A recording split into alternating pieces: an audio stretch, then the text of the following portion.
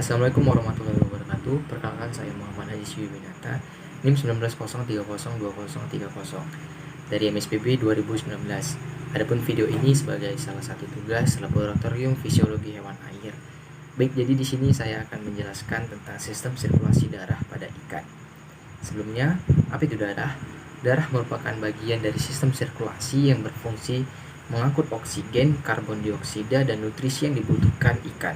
Bentuk dan ukuran sel darah, terutama eritrosit, sangat berpengaruh terhadap volume pengangkutan oksigen dalam tubuh ikan.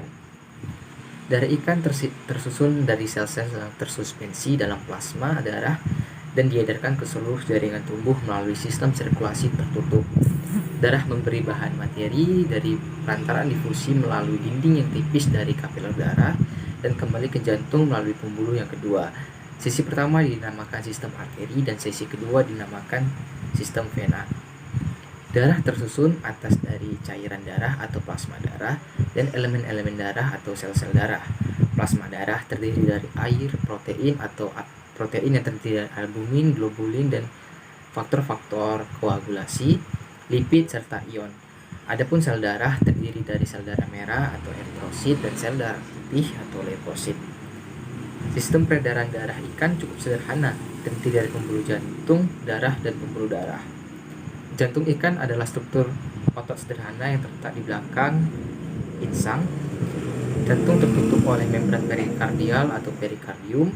Jantung terdiri dari atrium, ventrikel, struktur diri tipis yang dikenal dengan sinus venosus, dan tabung yang disebut dengan bulbus arteriosus. Apa itu sinus venosus?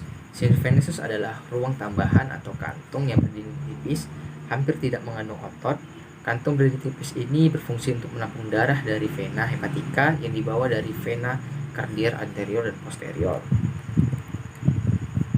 Atrium adalah ruang tunggal yang dindingnya relatif tipis, terletak anterior dari sinus venosus. Darah dari atrium melalui lubang atrioventricular diteruskan ke dalam rongga vertikal.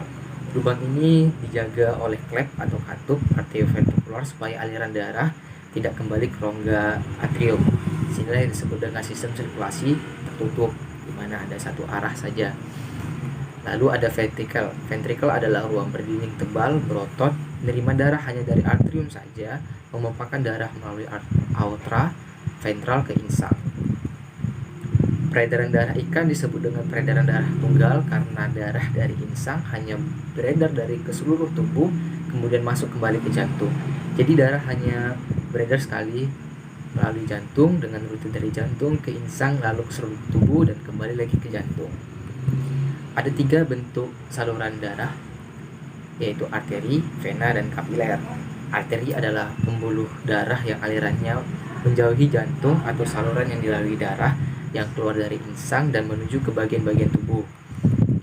Vena adalah pembuluh darah balik yang alirannya menuju ke jantung, serta kapiler adalah bagian percabangan saluran darah yang merupakan tempat terjadinya pertukaran zat atau gas nutrien antara darah dengan jaringan atau sel. Ada 3 macam darah kapiler. Sistem kapiler darah yaitu kapiler kontinu, kapiler berpori, dan kapiler diskontinu. Lalu apa-apa saja sih fungsi-fungsi dari sistem peredaran darah ini? Sistem peredaran darah mempunyai fungsi sebagai alat transportasi oksigen, karbon dioksida, dan sari-sari makanan maupun hasil metabolisme. Lalu darah membawa substansi dari tempat dibentuk ke semua bagian tubuh dan menjaga tubuh untuk melakukan fungsinya dengan baik. Lalu ada eritrosit, yaitu sel darah merah yang berfungsi sebagai membawa oksigen. Lalu ada leukosit atau sebagai sel darah putih menjaga tubuh dari serangan patogen. Lalu ada pun fungsi lainnya yaitu kombinasi trombosit dan faktor-faktor pembeku berperan menyebabkan kebocoran pembuluh darah tanpa menghambat alirannya. Baik, sekian yang bisa saya sampaikan. Mohon maaf apabila ada kekurangan. Wabillahi taufiq wal hidayah. Wassalamualaikum warahmatullahi wabarakatuh.